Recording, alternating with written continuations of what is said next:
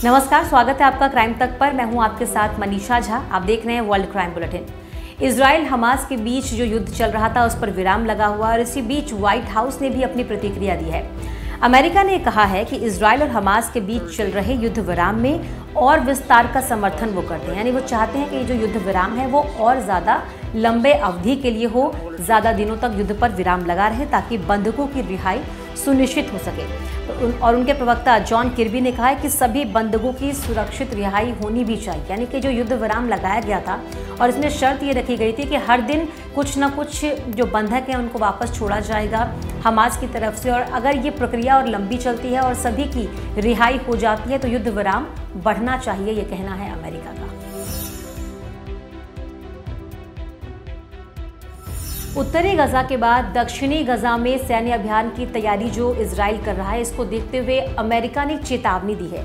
America ने कहा है कि इजराइल को दक्षिणी गजा में ज़्यादा सटीकता के साथ काम करना होगा, ज़्यादा एक्सपर्टाइज काम करना होगा, जो एक्सपर्ट हैं उनको ही भेजना होगा, और अगर आम नागरिक मारे गए तो मध्य पूर्व में हालात बिगड़ सकते हैं। और इसको लेकर अमेरिका ने पहले ही इजराइल को चेता दिया कि बहुत ही सावधानीपूर्वक, बहुत ही सटीकता के साथ यहाँ काम करना ज़रूरी है।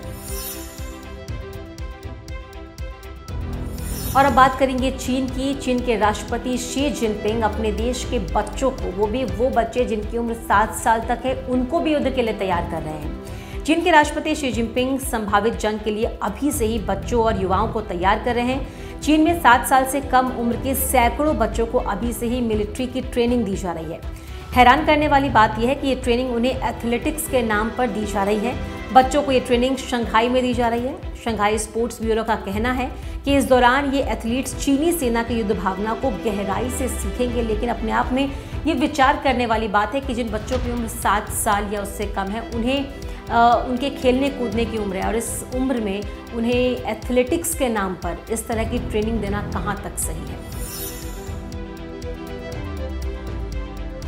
और अब बात करेंगे अमेरिका की। अमेरिकी सैन्य विमान बुधवार को जापान के याकुशिमा द्वीप के पास में समुद्र में दुर्घटनाग्रस्त हो गया। जापानी समाचार एजेंसी जिजी ने ये जानकारी दी कि फ्लाइट में 8 यात्री सवार थे।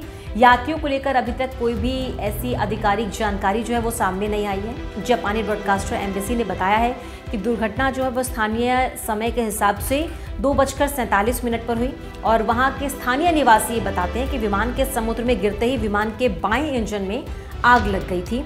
और जापान में अमेरिकी सेना के प्रवक्ता ने तुरंत कोई टिप्पणी नहीं की है और कोई भी आधिकारिक जानकारी भी इसके बारे में अभी तक नहीं मिली है। और अब बात करेंगे कैलिफोर्निया की। कैलिफोर्निया में 19 साल की मिलानी स्टेफनी की मौत के मामले में पुलिस ने 2 संदिग्धों को गिरफ्तार किया है, जिसमें उसका एक्स बॉयफ्रेंड जोस लोपेज हर्नांडेज और विसेंट एलेजांद्रो शामिल हैं। पुलिस ने दोनों को मडेरा काउंटी जेल में फिलहाल रखा है। पुलिस ने मिलानी स्टेफनी को मडेरा काउंटी के खेत में ही मृत पाया था, जिसके बाद से पुलिस इस मामले की जाँच कर रही थी, और अब 2 संदिग्धों को पुलिस ने अपनी हिरासत में लिया है। और चलिए इसी के साथ वर्ल्ड क्राइम बुलेटिन में इतना ही। आप देखते रहिए क्राइम तक।